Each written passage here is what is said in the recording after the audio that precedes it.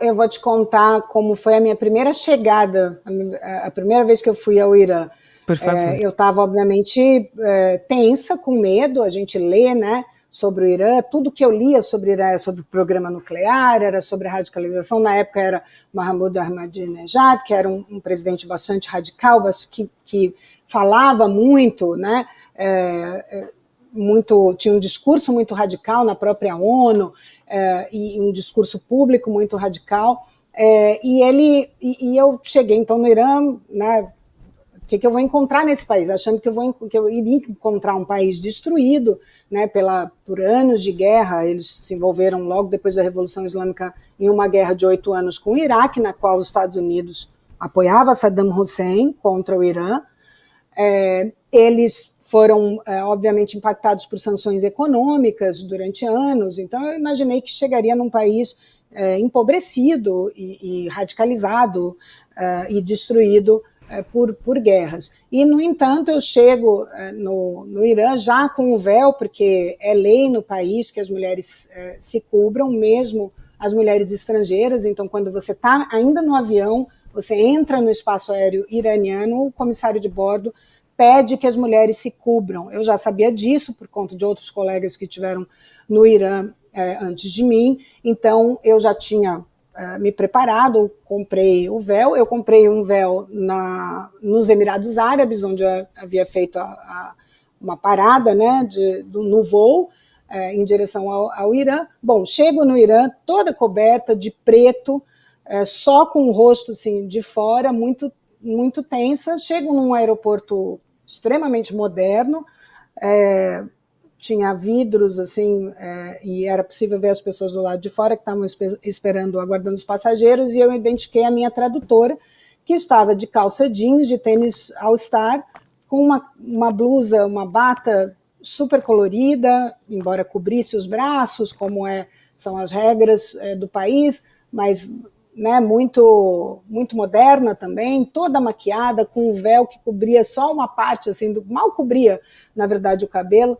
E ela olhou para mim e falou: Adriana, o que você está fazendo aqui vestida desse jeito? Nós, iranianas, somos muito modernas.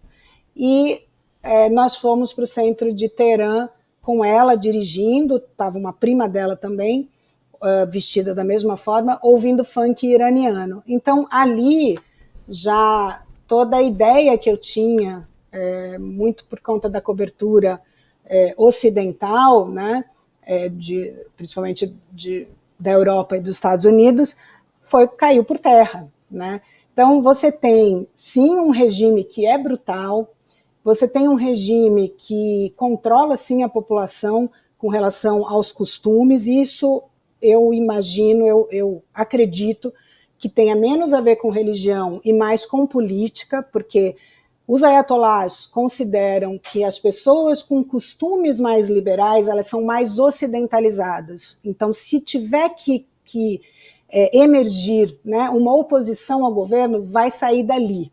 Então, eu vi mesmo, eu testemunhei nas ruas, inclusive me pararam a polícia, a tal polícia da moral, me para e me pergunta com alguma crítica, né, com relação ao véu, mas logo vê que eu estou falando outra língua e se afasta. Mesmo que eu estava com a tradutora iniciou uma conversa, mas ele, vendo que eu era estrangeira, se afastou. Mas eu vi outras mulheres sendo presas.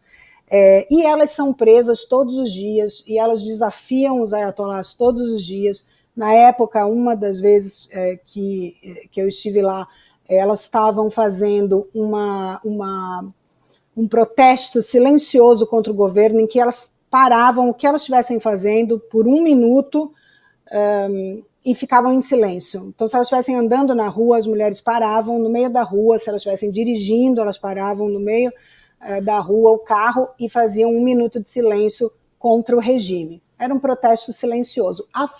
A própria forma de se vestir se tornou uma bandeira política, né?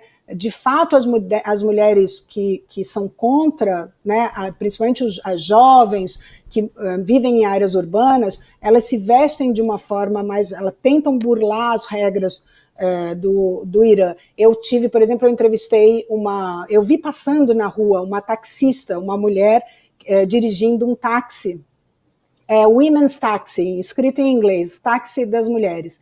E liguei para a companhia, chamei um táxi porque eu queria saber o que era essa companhia. Era uma cooperativa, na época, com 900 motoristas, todas mulheres, que só transportavam mulheres. Então, mulheres que queriam sair com roupas mais ousadas, que estavam indo para uma festa privada, onde elas não usam véu, não usam nada, pelo contrário, usam salto, mini saia, cabelão solto, são bastante extravagantes, né? E essa cooperativa transportava, então, mulheres para que elas pudessem se vestir da forma que quisessem, se comportar da forma que quisessem, sem serem abordadas tanto pela polícia como com assédio, né? E então era impressionante, né, essa movimentação das mulheres. Isso tem muito a ver com a guerra no Iraque contra o Iraque, em que praticamente todos os homens foram para o fronte de batalha, e então os espaços públicos, né, os cargos públicos, os empregos públicos, eles acabaram sendo ocupados por mulheres, e quando os homens voltaram da guerra, elas não abriram mão desse espaço. A universidade, você tem razão, mais de 70% dos alunos de universidade são mulheres, então você vê também um protagonismo. Elas exercem todas as profissões que se imagina, né? E exercem ali a sua oposição possível nesse momento, né? Eles veem o regime, em geral, a população urbana do Irã, que é mais politizada, mais muito atenta à geopolítica mundial, ela sabe, ela entende que esse regime dos ayatollahs, ele acontece desde 79. Adriana, você contou assim, achei brilhante a sua descrição, porque mostra muito nuances de um país que é bastante complexo e que é visto, né, muitas vezes, aqui no Brasil também, mas enfim, no Ocidente, de uma maneira muito estereotipada, muitas vezes, né? No Irã, o que se vê não é, e o que é não se vê. Então, você tem muitos iranianos, eles têm uma atitude, um comportamento público por conta das regras, porque eles também não querem problema toda hora, mas eles se comportam de uma forma completamente diferente no espaço privado, né? Eu fui a festas, assim, os jovens fazem tudo que os jovens fazem no mundo inteiro, os jovens iranianos fazem, tem uma produção cultural, poesia, música, a própria política, eles falam sobre política o tempo todo, são todos muito bem informados, então isso é bastante... A própria Shirin, né, só para completar, a Shirin, eu me lembrei de uma passagem, quando eu fui entrevistar, eu peguei um desses táxis de mulheres e fui entrevistar a Shirin, ela não atendia o telefone, eu fui bater na porta dela. Não lembro como eu peguei o endereço, mas ela abriu a porta e ela estava de véu. E eu perguntei, Shirin, você ganhou o prêmio Nobel pela defesa dos direitos das mulheres. No Ocidente, a gente vê muito, né, o véu como um símbolo da opressão. Então, verdade, eu imaginaria que você não usaria o véu. Por que você me atendeu com o véu? Ela falou, porque eu não luto pelo direito de não usar o véu. Eu luto pelo direito de escolha, ainda que eu escolha usar o véu. Mas tem que ser a minha escolha, não uma imposição do Estado.